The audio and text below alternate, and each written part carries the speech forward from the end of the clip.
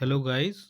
तो हम vision IAS की मंथली मैगज़ीन देख रहे थे और ये नवंबर महीने का एडिशन है। इससे पिछले वीडियो में जो कि पॉलिटी एंड गवर्नेंस का पार्ट 1 था, उसमें हमने ईडब्ल्यूएस कोटा पर जो सुप्रीम कोर्ट का जजमेंट आया है उसको हमने उसमें कवर किया था। आज की वीडियो में हम बचा हुआ जो पॉलिटी एंड गवर्नेंस का सेक्शन है उसको कवर करते हैं। तो चलिए शुरू करते हैं। तो इसमें जो टॉपिक है पहला वो है यूनिफॉर्म सिविल कोड। तो देखिए, यूनिफॉर्म सिविल कोड जो है काफ़ी टाइम से न्यूज़ में चल रहा है और हाल फिलहाल ये न्यूज़ में क्यों आया, क्योंकि जो अभी हाल फिलहाल एक प्राइवेट मेंबर बिल लाया गया, uniform civil code in India bill 2022, जो कि राज्यसभा में इंट्रोड्यूस किया गया था। अच्छा, प्राइवेट मेंबर बिल क्या होता है? प्राइवेट मेंबर बिल जो है वो एक नॉर्मल जो गवर्नमेंट बिल होता है उससे डिफरेंट होता है। प्राइवेट मेंबर बिल जो है वो किसी कैबिनेट मिनिस्टर के द्वारा मतलब जो है पार्लियामेंट में पेश नहीं किया जाता, बल्कि उनके अलावा कोई भी मेंबर ऑफ पार्लियामेंट एक प्राइवेट मेंबर बिल को ला सकता है, जिसमें कि जो अपोजिशन पार्टीज़ हैं उसका कोई भी मेंबर ऑफ पार्लियामेंट इसको मतलब पार्लियामेंट में ला सकता है, या फिर जो रूलिंग गवर्नमेंट भी है तो रूलिंग गवर्नमेंट जो है उसकी जो रूलिंग पार्टी है, रूलिंग पार्टी के भी वो एमपी जो कि एग्जीक्यूटिव का पार्ट नहीं है, मतलब जो कि कैबिनेट मिनिस्टर नहीं है, वो भी इस बिल को पार्लियामेंट में पेश कर सकते हैं। तो इसी तरीके से एक प्राइवेट मेंबर बिल लाया गया यूनिफॉर्म सिविल कोड के लिए राज्यसभा में। तो ये तो है कि क्योंकि हाल फिलहाल ये इसकी वजह से न्यूज़ में आया, लेकिन अब इसके बारे में और थोड़ा विस्तार से देख लेते हैं। तो और अगर हम बात करें न्यूज़ की, तो ये जो बिल लाया गया है ना, तो उसमें बोला गया है कि एक पैनल बनाया जाए जो कि क्या करे, यूनिफॉर्म सिविल कोड प्रिपेयर करे पूरे देश में लागू करने के लिए। और जो यूनिफॉर्म सिविल कोड है, तो यहाँ पे देखिए आप, जो इसकी जो डेफिनेशन है ये बहुत ज़रूरी है। जब आप मेंस में जब आप आंसर लिखेंगे तो आपके पास एक अच्छी डेफिनेशन होनी चाहिए यूनिफॉर्म सिविल कोड के लिए, क्योंकि ये बहुत ही इंपॉर्टेंट टॉपिक है ही। तो क्या कैसे डिफाइन कर सकते हैं हम इसको कि uniform civil code refers to same set of civil laws applicable to all citizens of India in their personal matter such as marriage, divorce, custody, adoption and inheritance.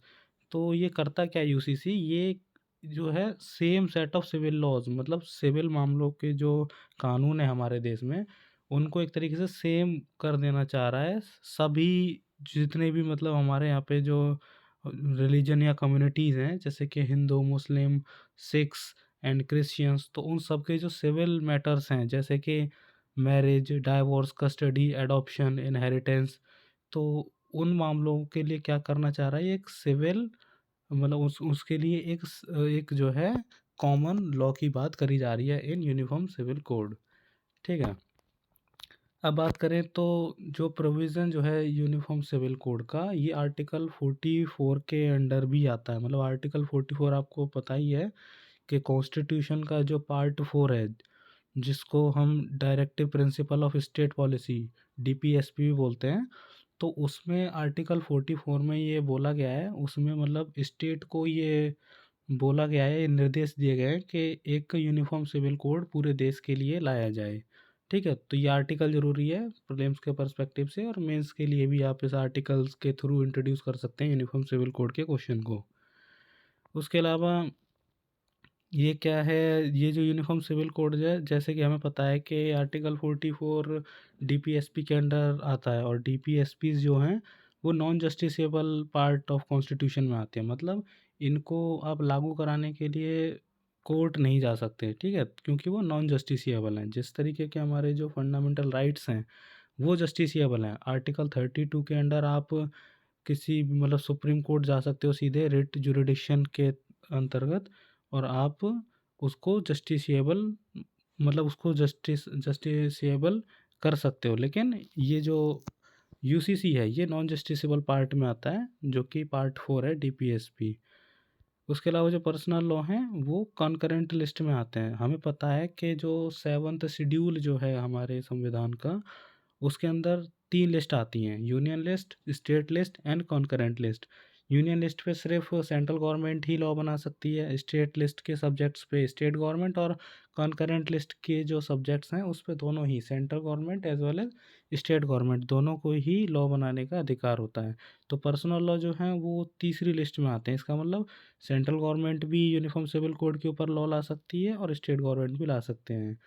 और आपने हाल फिलहाल न्यूज़ में काफ़ी सुना होगा कि गुजरात गवर्नमेंट, उसके अलावा मध्य प्रदेश, उत्तराखंड, ये सब ने भी uniform civil code state level पे लाने की बात करी है हाल फिलहाल। तो इसी वजह से भी ये काफ़ी ज़्यादा न्यूज़ में रहता है। अच्छा, तो ये न्यूज़ तो हमने देख ली, अब थोड़ा सा हिस्टोरिकल बैकग्राउंड देख लेते हैं यूनिफॉर्म सिविल कोड का। तो देखिए, इसको दो पार्टों में हम देख सकते हैं। एक तो प्री इंडिपेंडेंस और पोस्ट इंडिपेंडेंस। अगर प्री इंडिपेंडेंस की बात करें तो 1840 में लेक्स लोकाई रिपोर्ट के बेसिस पर जो ब्रिटिश गवर्नमेंट है उन्होंने यूनिफॉर्म लॉ को स्टेबलाइज किया in the matter of crime, evidence and contract.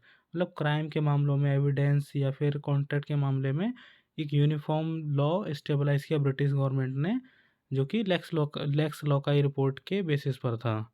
ठीक है। लेकिन इस समय जो है, जो पर्सनल लॉ जो हैं हिंदूज़ एंड मुस्लिम्स के, उनको मतलब टच नहीं किया गया। मतलब उनको एक तरीके से इसमें सिर्फ जो क्रिमिनल मैटर्स या फिर जो एविडेंस एंड कॉन्ट्रैक्ट्स हैं उन्हीं को ही मतलब एक तरीके से उनको यूनिफॉर्म बनाया गया, ना कि पर्सनल लॉज को। ऐसे 1941 में एक और गवर्नमेंट ने B N Rau committee form करी, जो कि हिंदू लॉ को कोडिफाई करने का काम जिसने किया, और वेमेन को इक्वल राइट्स देने के लिए भी इन्होंने अपनी रिकमेंडेशंस दी। अगर पोस्ट इंडिपेंडेंस में बात करें हम, तो कॉन्स्टिट्यूएंट असेंबली में सरदार वल्लभ भाई पटेल जी ने डिसाइड किया कि जो यूनिफॉर्म सिविल कोड है वो फंडामेंटल राइट के स्कोप के अंदर नहीं आता। ऐसा उन्होंने, उनकी जो कमेटी थी, जो सब कमेटी थी, उन्होंने ऐसा ऑब्ज़र्व किया। उसके अलावा एक बहुत ही ज़रूरी एक्ट है हमारे देश में, स्पेशल मैरिज एक्ट ऑफ 1954।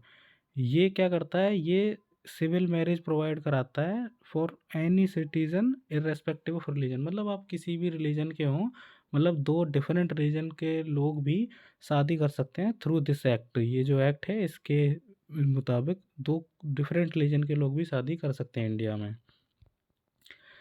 और इन 1955 टू 56 में क्या हुआ, 4 हिंदू कोड बिल पास करे गए, जो कि हम आगे देखने वाले हैं। तो 4 हिंदू कोड बिल लेके आ गए, जिसने क्या किया कि जो हिंदू रिलीजन में जो पर्सनल लॉज थे उनको एक तरीके से कोडिफाई कर दिया 4 कोड्स में। उसके अलावा वेरियस जो सुप्रीम कोर्ट की जजमेंट हैं उन्होंने भी यूनिफॉर्म सिविल कोड के लागू करने के बारे में बोला है, जैसे कि साबानो केस में, सरला मुदगल केस में। तो वो भी हम आगे देखेंगे कि क्या क्या सुप्रीम कोर्ट के ऐसे जजमेंट्स में उन्होंने यूनिफॉर्म सिविल कोड की बात करी। अब हम देख लेते हैं कि इस समय क्या स्टेटस है पर्सनल लॉज का इंडिया में। ठीक है। तो हमें पता है कि डिफरेंट रिलीजन कम्युनिटी जो है इस समय डिफरेंट पर्सनल लॉ से गवर्न होती हैं। और समय समय पे क्या हुआ है कि जो जो लॉज हैं उनको कोडिफाई भी किया गया है, मतलब लॉज के थ्रू, एक्ट्स के थ्रू। जैसा कि फॉर एग्जांपल हमें दे रखा है कि जो हिंदू पर्सनल लॉ है उसको 4 बिल्स में कोडिफाई कर दिया गया 1955-56 में। किस 4, कौन से 4 उसमें कोड्स में? पहला the Hindu marriage act, Hindu succession act, Hindu minority and guardianship act and Hindu adoption and maintenance act. तो ये 4 बिल लाए गए, 4 कोड हैं जिसमें कि हमने क्या किया, हिंदू पर्सनल लॉज को कोडिफाई कर दिया। अच्छा, इसमें जो हिंदू जो टर्म है वो क्या सिग्निफाई वो क्या मतलब जता रहा है? वो जता रहा है आपको सिख, जैन और बुद्धिस्ट को भी मतलब उसमें इंक्लूड, मतलब हिंदू तो हैं ही, उसके अलावा सिख्स और जैन्स और बुद्धिस्ट भी उसमें आते हैं। अच्छा, जो मुस्लिम पर्सनल लॉ है उसको भी क्या किया है, उसके भी कुछ एस्पेक्ट को इंडिया में रिकॉग्नाइज किया गया है, जिसमें कि शरीयत एप्लीकेशन एक्ट और dissolution of Muslim marriage act आते हैं। क्रिश्चियन मैरिज और डाइवोर्स को गवर्न किया जाता है इंडियन क्रिश्चियन मैरिज एक्ट से और इंडियन डाइवोर्स एक्ट से। और वहीं जो पारसीज़ हैं उनको Parsi marriage and divorce act के थ्रू गवर्न किया जाता है उनके पर्सनल लॉज को। तो हम देख सकते हैं कि टाइम टू टाइम क्या हुआ है, अलग अलग लॉज के थ्रू जो पर्सनल लॉज हैं उनको कोडिफाई किया गया। उसके अलावा कुछ सेकुलर लॉज भी हैं, जैसे कि हमने देखा ऊपर ही स्पेशल मैरिज एक्ट, ये क्या करता है, ये इंटर रिलीजन मैरिज को अलाउ करता है, इसके थ्रू इंटर रिलीजन मैरिज करी जा सकती हैं। और गार्जियंस एंड वार्ड्स एक्ट है, जो क्या करता है, जो कि राइट्स एंड ड्यूटी एस्टेबलाइज करता है गार्जियंस की। अच्छा, यूनिफॉर्म सिविल कोड की जब हम बात करें तो गोवा सिर्फ एक ऐसा स्टेट है इंडिया में आज के समय जहाँ पर एक तरीके का यूनिफॉर्म सिविल कोड चलता है या फिर लागू है, जिसको हम पोर्टुगीज सिविल कोड ऑफ 1867 के नाम से भी जानते हैं। और जैसा कि हम जानते हैं कि 1967 में, 1961 में इंडिया ने क्या किया था, गोवा को अपने अंडर कंट्रोल में ले लिया था।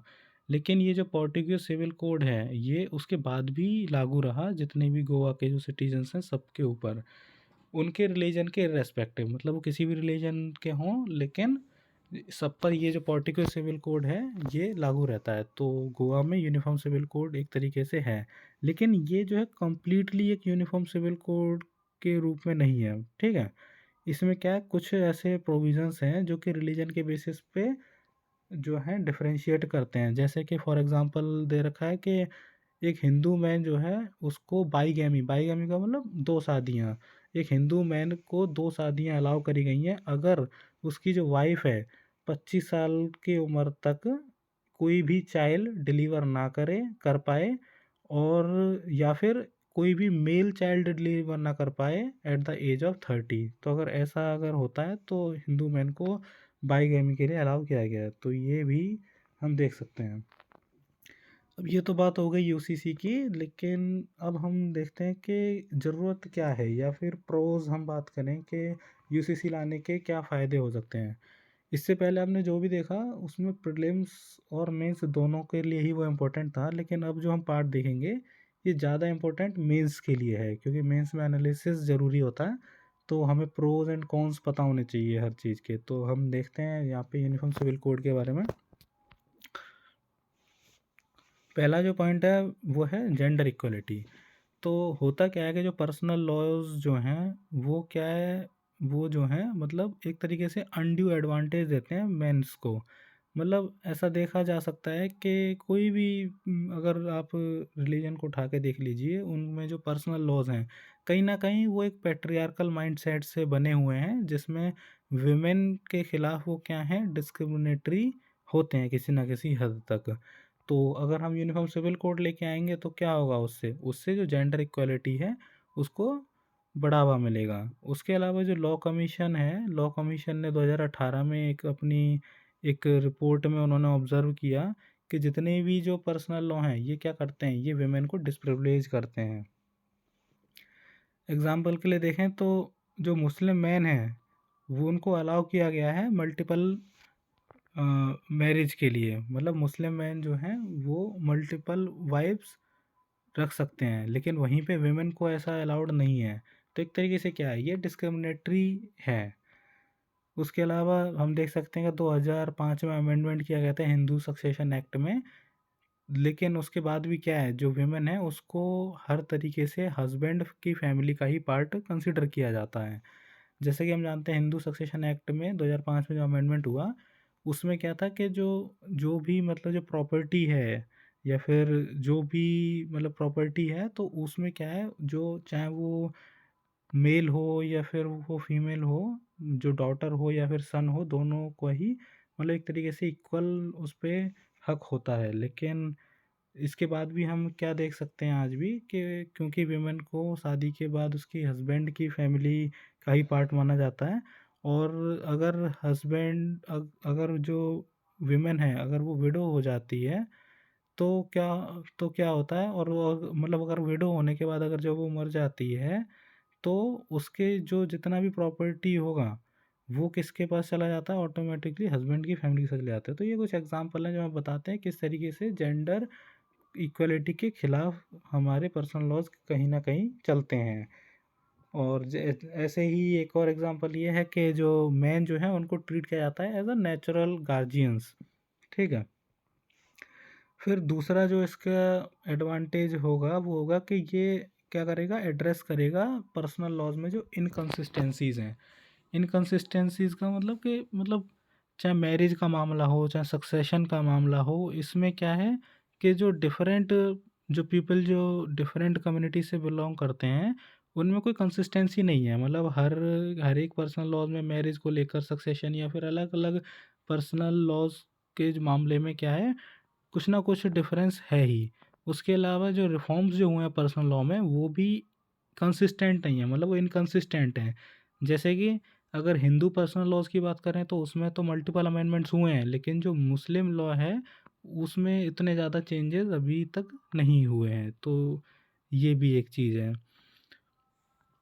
इसके अलावा जो सेकुलर रिपब्लिक को जो सेकुलर रिपब्लिक का मतलब जो धर्मनिरपेक्ष या फिर पंथ निरपेक्ष जो गणराज्य या फिर जो देश होते हैं उनको कोशिश करनी चाहिए एक कॉमन लॉ की अपने सारे सिटीजन के लिए, ना कि धर्म के आधार पे अलग अलग तरह के लॉ या अलग अलग तरह के रूल्स हों। तो ये फिर इसके अलावा तीसरा जो इसका एडवांटेज है वो ये भी है कि इससे क्या होगा, लॉज का सिंप्लीफिकेशन हो जाएगा।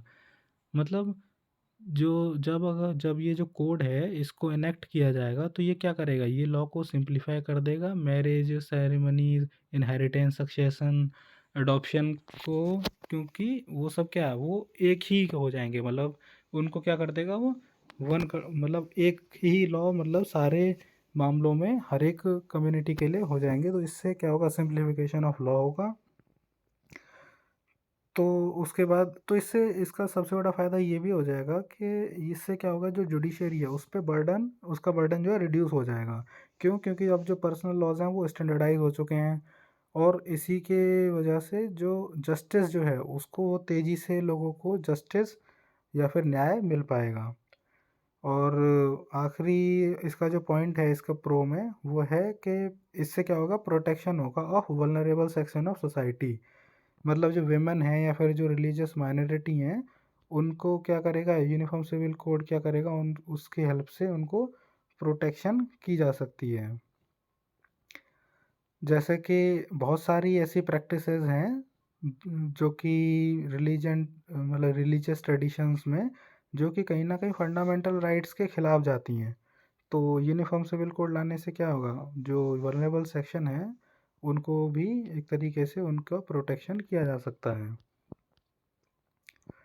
इसके अलावा कुछ इम्पोर्टेंट जजमेंट जो कि यूनिफॉर्म सिविल कोड के मामले में कुछ जो आई हैं वो देख लेते हैं। तो पहला केस मैंने बताया आपको, साबानो केस 1985 का।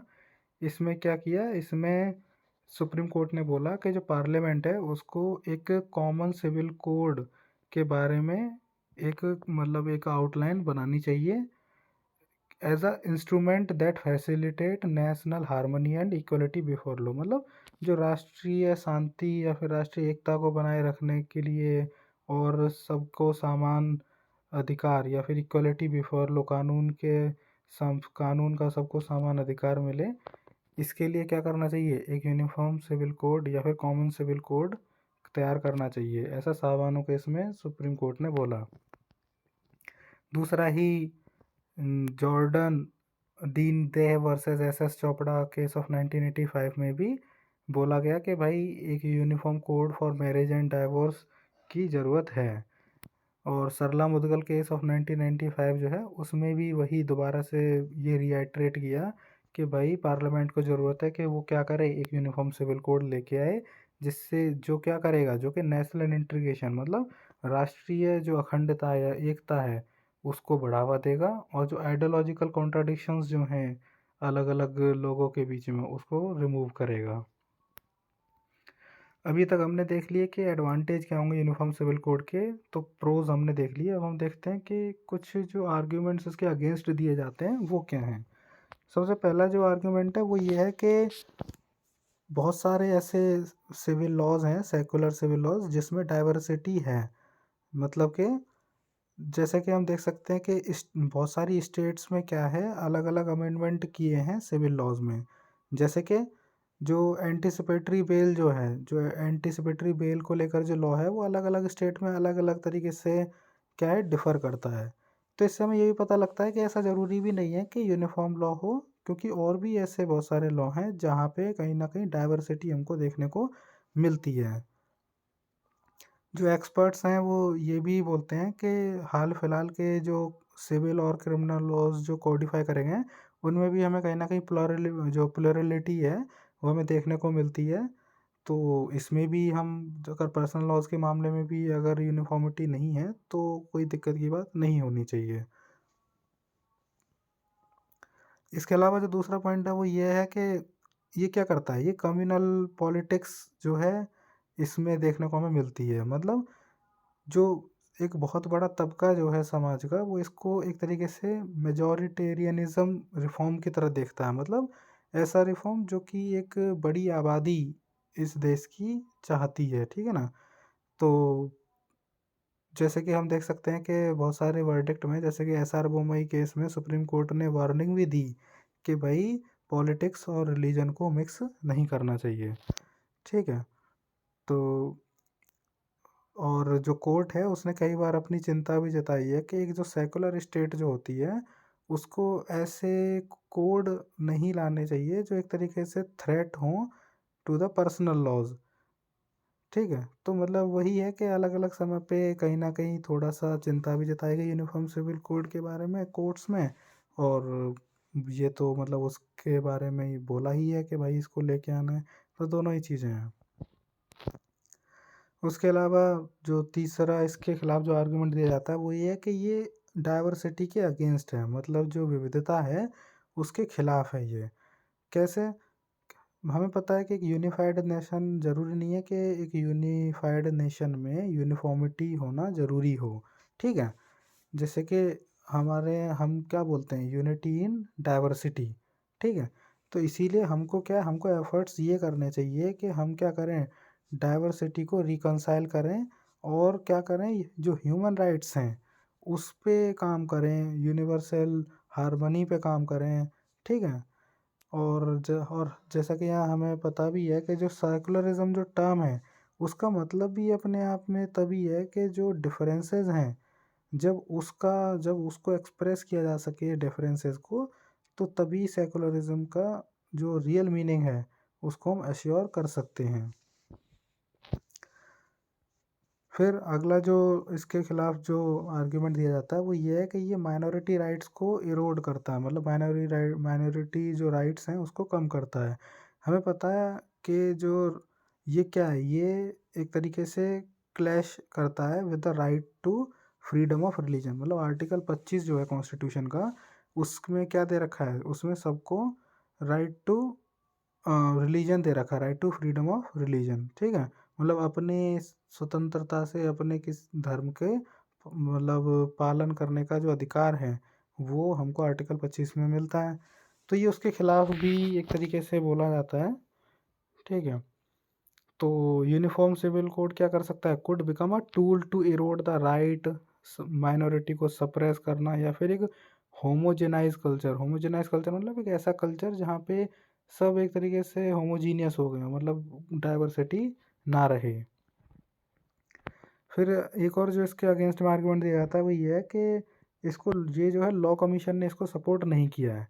तो 2018 में क्या है, लॉ कमीशन ने कंसल्टेशन पेपर जारी किया, जिसमें उन्होंने बोला कि भाई जो यूसीसी है ना, इस समय ना तो वो ज़रूरी है और ना ही वो डिज़ायरेबल है, ठीक है? तो ये तो हमने अब देख लिए इसके प्रोज एंड कॉन्स। अब बारी आती है कि वे फॉरवर्ड क्या हो सकता है, ठीक है? मतलब आगे क्या किया जा सकता है, क्या रास्ता निकाला जा सकता है? तो पहली बात तो ये है कि एक कोलैबोरेटिव अप्रोच हमको लेके चलनी पड़ेगी, ठीक है? तो इस तरह के जो भी लॉज़ होते हैं, इस तरह के जो भी स्टेप्स लिए जाते हैं, वो पूरी तरीके से कंसेंसस, मतलब जितने भी स्टेक होल्डर्स हैं, सबके बीच में बातचीत होकर, सबके बीच में आम सहमति बनकर ही हमको आगे बढ़ना चाहिए।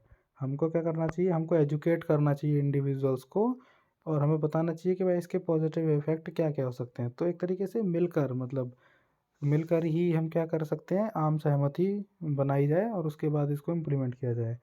दूसरा ये है कि ब्रिक बाय ब्रिक अप्रोच को फॉलो किया जाए, मतलब एक सब मतलब ऐसा ना हो कि एक बार में यहाँ पूरा यूनिफॉर्म सिविल कोड, एक बार में सारे जितने भी पर्सनल लॉज हैं सबको हटाकर और एक यूनिफॉर्म सिविल कोड ले आएँ। ऐसा ना करके हम क्या कर सकते हैं, हम धीरे-धीरे इसको लागू कर सकते हैं। जैसे कि मैरिज पे सबसे पहले मान लो मैरिज के मामले में कर दिया, फिर अडॉप्शन के मामले में, फिर सक्सेशन, फिर मेंटेनेंस, इस तरीके से स्टेजेज़ में कर सकते हैं हम इसको, ठीक है ना? तो हमारा जो गोल होना चाहिए यूनिफॉर्म सिविल कोड को लेके वो ये होना चाहिए कि हमको पीस मील मैनर में, ठीक है ना? मतलब piece by piece, step by step इस तक पहुँचना है, ठीक है?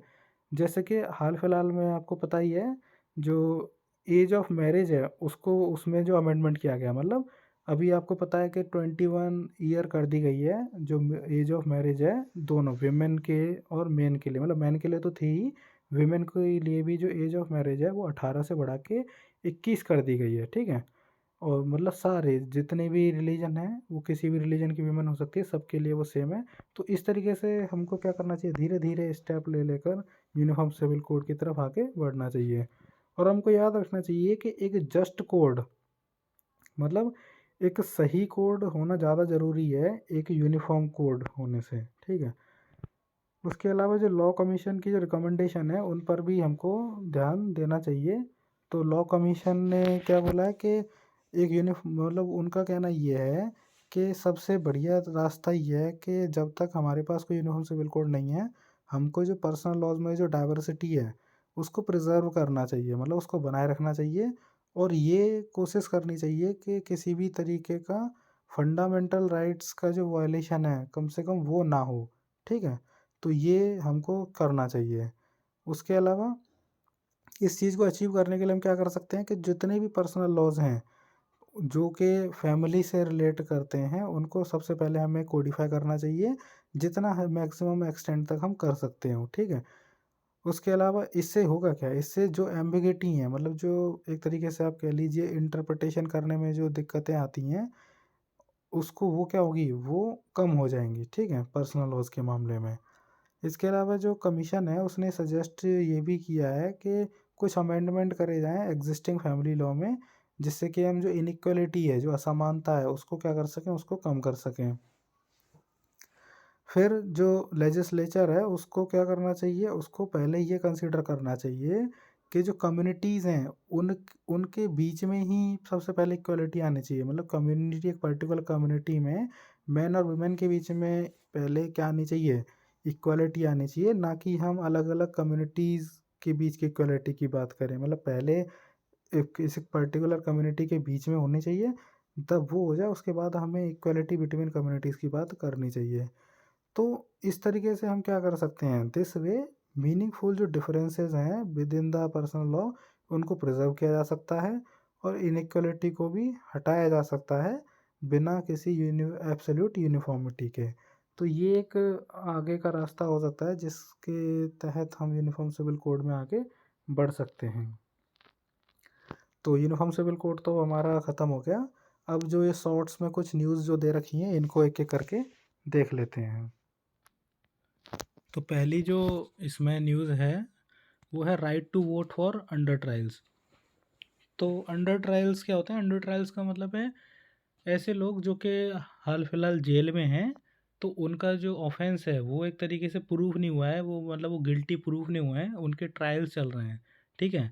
लेकिन फिर उसके बावजूद भी वो क्या है, वो अभी हाल फिलहाल जेल में ही है, उनको हम बोलते हैं अंडर ट्रायल्स, मतलब उनको सज़ा नहीं सुनाई गई है और अभी सिर्फ उनके खिलाफ केस चल रहा है। तो इसमें हम क्या बात कर रहे हैं, इसमें हम बात कर रहे हैं उनके वोट देने के अधिकार की।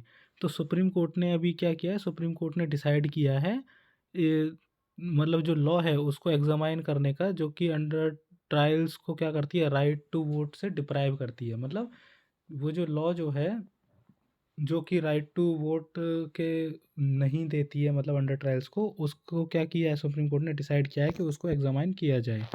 अच्छा, ये जो है एक पिटीशन जो डाली गई है सुप्रीम कोर्ट में, वो चैलेंज करती है section 62 clause 5 of representation of the people act 1951। तो आरपीए एक्ट ऑफ 1951 आपको पता है, हमारे देश में जो इलेक्शंस होते हैं, ठीक है, तो इलेक्शंस जो कराने के लिए जो 2 बहुत मेन एक्ट हैं, वो एक तो है रिप्रेजेंटेशन ऑफ पीपल एक्ट 1950 और दूसरा है रिप्रेजेंटेशन ऑफ पीपल एक्ट 1951।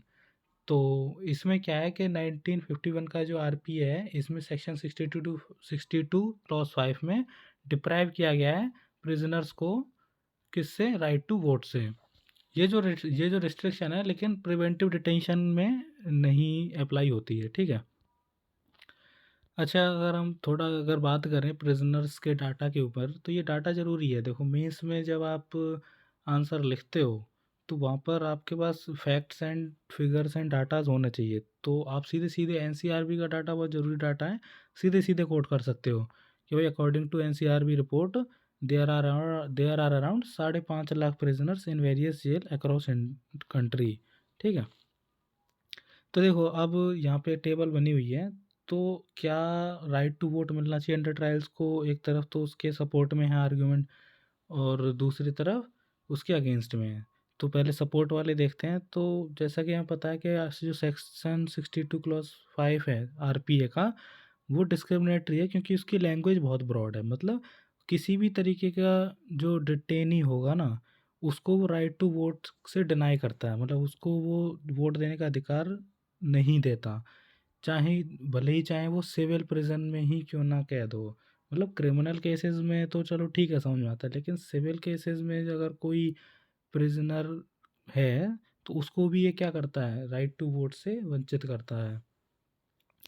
इसके अलावा ये अनरीजनेबल कंसिडर किया जाता है। मतलब कि एक तरफ तो ये क्या करता है कि कन्विक्टेड पर्सन जो हैं अलाउड टू वोट इफ, मतलब जो भले जो पर्सन जो कन्विक्ट हो चुके हैं, मतलब जो अंडर ट्रायल नहीं है, अगर वो बेल पर भी हैं तो भी उनको वोट के लिए अलाउ करता है। लेकिन वहीं अंडर ट्रायल्स जो हैं उनको ये क्या करता है, उनको डिनाई करता है वोट देने से।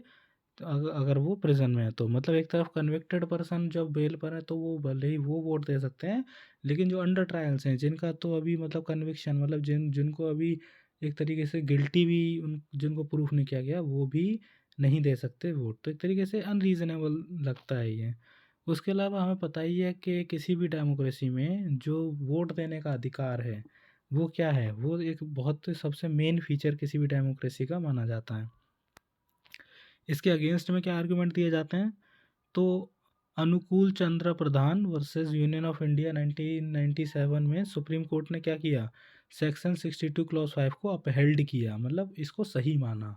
उन्होंने माना कि भाई जो जो मतलब ये जो राइट टू वोट को जो डिनाई किया जा रहा है अंडर ट्रायल्स को, वो सही है, ठीक है। तो एक तो ये है कि भाई खुद सुप्रीम कोर्ट ने ही मना कर रखा है।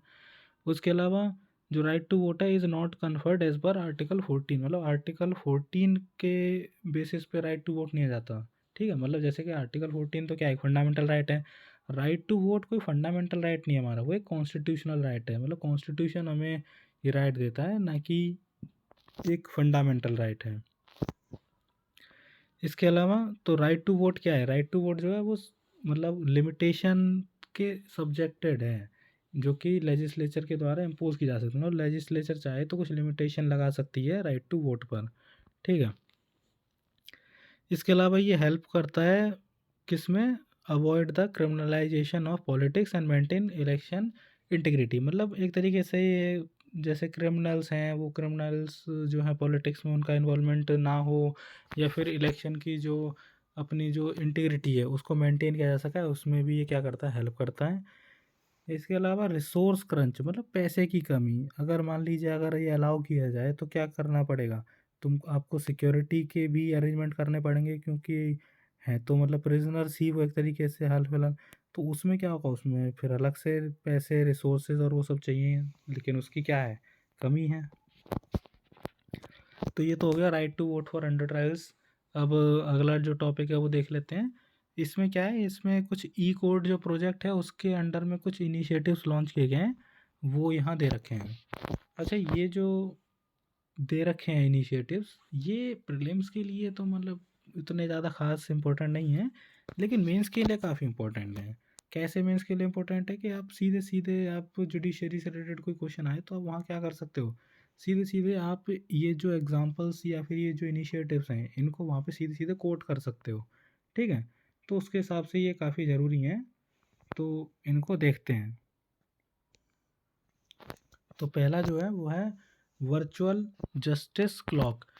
तो ये जो है इसमें क्या होगा कि जितनी भी मतलब जो कोर्ट लेवल पे जो ज़रूरी स्टैटिस्टिक्स होती हैं, जैसे कि कितने केसेस हैं इस समय कोर्ट में, कितने डिस्पोज हो चुके हैं या फिर कितने पेंडिंग हैं, ये सब क्या है, इस जो इन सब चीज़ों की जो स्टैटिस्टिक्स है उसको ये प्रोवाइड कराएगा, ये जो है वर्चुअल जस्टिस क्लॉक।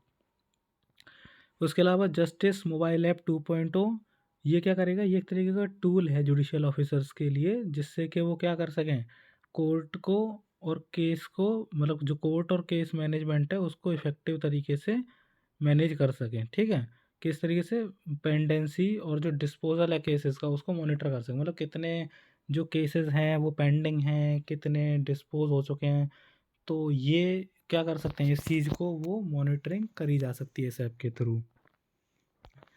फिर तीसरा जो है वो है डिजिटल कोर्ट। ये क्या है, ये मतलब आपको पता है कि कोर्ट में जो है बहुत सारे रिकॉर्ड्स होते हैं, ठीक है, बहुत सारा पेपर वर्क होता है। तो ये इसके थ्रू क्या किया जाता है कि जितना भी जो रिकॉर्ड है, जो कोर्ट रिकॉर्ड्स होते हैं उसको डिजिटल फॉर्म में मतलब कन्वर्ट किया जाता है, जिससे कि हम क्या कर सकें, पेपरलेस कोर्ट्स की तरफ ट्रांजिशन कर सकें, मतलब ऐसे कोर्ट्स जहाँ पे पेपर्स ना हो और डिजिटली ही मतलब हमारे पास सारे डॉक्यूमेंट्स अवेलेबल हों। फिर S3WAS वेबसाइट्स, ये क्या करती हैं, ये जनरेट करेंगी configure deploy and manage websites for publishing specified information and services related to district judiciary, मतलब जो जुडिशरी है, डिस्ट्रिक्ट जुडिशरी, उससे रिलेटेड जितनी भी इंफॉर्मेशन है या सर्विसेज हैं उसको एक तरीके से मतलब जनरेट करेगी या फिर उनको मैनेज करेगी जो वेबसाइट्स हैं। अब ये जो मेन एक बहुत ही इम्पोर्टेंट जो मिशन है, ई कोर्ट्स मिशन मोड प्रोजेक्ट 2007, ये एक ज़रूरी प्रोजेक्ट है, ये आपको मतलब पता होना चाहिए, ये आप मेंस में यूज़ कर सकते हैं अच्छे तरीके से। ठीक है, जब हम बात करें ई कोर्ट्स के बारे में, तो ये एक बड़ा प्रोजेक्ट है। तो ये क्या है, एक नेशनल ई गवर्नेंस प्रोजेक्ट है, जिसमें हम क्या करना चाह रहे हैं, जो डिस्ट्रिक्ट और जो सबऑर्डिनेट कोर्ट हैं उनको आईसीटी एनेबलमेंट करना है, उनमें मतलब इंफॉर्मेशन कम्युनिकेशन टेक्नोलॉजी वहाँ पर हम क्या करें, हम इनेबल कर पाएँ डिस्ट्रिक्ट और सबऑर्डिनेट कोर्ट में, ऐसा इस प्रोजेक्ट के थ्रू ऑब्जेक्टिव है। ये जो है ये इसको कॉन्सेप्चुलाइज़ किया गया था by a report submitted by e committee. E committee के द्वारा जो रिपोर्ट जो दी गई थी उसमें इसको कॉन्सेप्चुलाइज़ किया गया था, जिसमें कि जो कि सुप्रीम कोर्ट की कमिटी है, और जो ई कमिटी जो है ये इसकी जो गवर्निंग बॉडी जो है उसको खुद chief justice of India he head करते हैं। अच्छा, ई कोर्ट्स या फिर इलेक्ट्रॉनिक कोर्ट्स के बेनिफिट्स क्या होंगे, सबसे पहली बात तो वही कि ये अकाउंटेबल और ट्रांसपेरेंट बनाएगी कोर्ट्स को, मतलब जो कोर्ट्स हैं उनकी जो जवाबदेही है उसको और ज़्यादा सुनिश्चित करेगी। उसके अलावा ये क्या करेगी, effective management of courts and cases, जो कोर्ट और केसेस उनका इफ़ेक्टिव मैनेजमेंट करेगी, जिससे कि क्या हो, पेंडेंसी जो है केसेस की वो कम हो। और जो जस्टिस डिलीवरी सिस्टम है उसको अफोर्डेबल बनाएगी, ठीक है, एक्सेसिबल, मतलब कम पैसे में और आसानी से आपको क्या मिल सके, न्याय मिल सके। अगर दूसरे कुछ इनिशिएटिव्स की बात करें तो नेशनल जुडिशियल डाटा ग्रिड, एक ये चल रहा है इनिशिएटिव, वर्चुअल कोर्ट्स का आपको पता ही है, वर्चुअल कोर्ट्स हैं।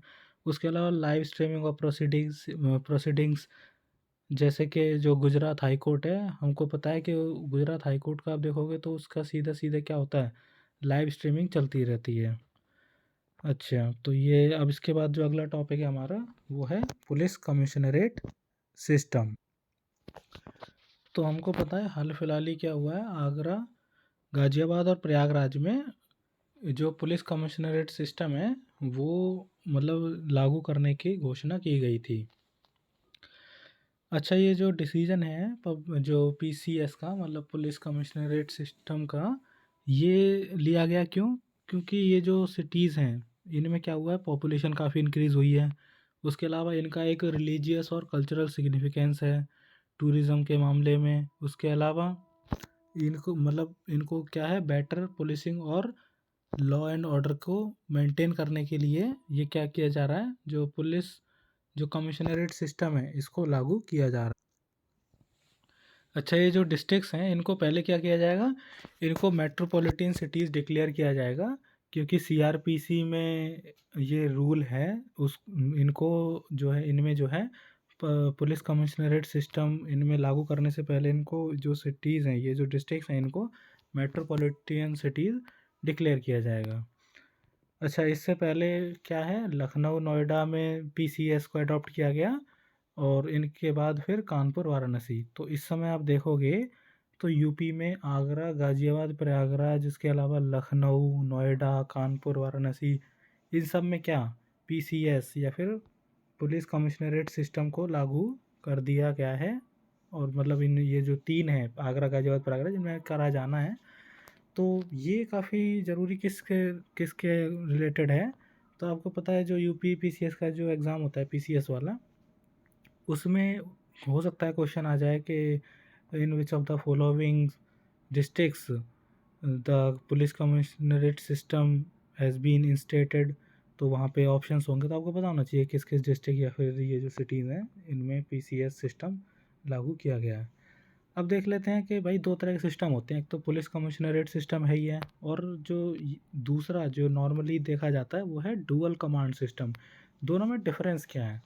तो देखो, पहला तो ये है कि जो पुलिस कमिश्नरेट सिस्टम है इसमें जो है कमिश्नर ऑफ पुलिस होता है, जो कि हेड होता है यूनिफाइड पुलिस कमांड स्ट्रक्चर का। मतलब जो पूरी डिस्ट्रिक्ट में जो पुलिस होगी ना, उसका एक जो हेड है वो कमिश्नर ऑफ पुलिस होता है। ठीक है, पुलिस कमिश्नर जो होता है वो उसका हेड होता है, जो कि रिस्पॉन्सिबल होता है किसमें, पूरी सिटी में जो है, पूरी सिटी की जो पुलिस है उसके उसका मतलब उसके लिए वो रिस्पॉन्सिबल होता है। और वो सीधे सीधे अकाउंटेबल होता है स्टेट गवर्नमेंट को। ठीक है, मतलब वो जो डीएम है उसको मतलब वो ना करके रिपोर्ट, वो सीधे सीधे स्टेट गवर्नमेंट के ही रिपोर्ट करता है और उनके लिए ही अकाउंटेबल होता है। उसके अलावा जो कमिश्नर ऑफ जो पुलिस होता है ना, वो कहाँ से, वो क्या होता है, वो कम से कम डीआईजी या फिर उससे ऊपर के रैंक का एक अधिकारी होना चाहिए। ठीक है, मतलब मेनली जो आईपीएस ऑफिसर होना चाहिए वो डीआईजी रैंक या फिर उससे अबव लेवल का होना चाहिए। और उसको असिस्ट कौन कराएगा, स्पेशल, जॉइंट, एडिशनल या फिर डेप्यूटी कमिश्नर के द्वारा वो असिस्ट कराया जाएगा। उसके अलावा ये जो पुलिस ऑफिसर जो हैं इनके पास पावर होंगी प्रिवेंटिव अरेस्ट की, मतलब वो प्रिवेंटिव अरेस्ट कर सकते हैं। उसके अलावा सेक्शन 144 जो है उसको इम्पोज़ किया जा सकता है, सीआरपीसी का जो सेक्शन 144 है उसको इम्पोज़ किया जा सकता है। तो ऐसी पावर्स जो कि नॉर्मली डीएम के पास होती हैं, कमिश्नरेट सिस्टम में क्या होता है, वही पावर जो पुलिस जो ऑफिसर है उसके पास आ जाती है। फिर इसके बाद जो ऑफिस जो होता है, मतलब जो कमिश्नर ऑफ पुलिस होता है उसके पास मैजिस्टेरियल पावर भी होती हैं। मतलब वो क्या कर सकता है, वो रेगुलेट, कंट्रोल एंड लाइसेंसिंग, इनके मामले में भी वो उसके पास क्या होती हैं, पावर्स होती हैं।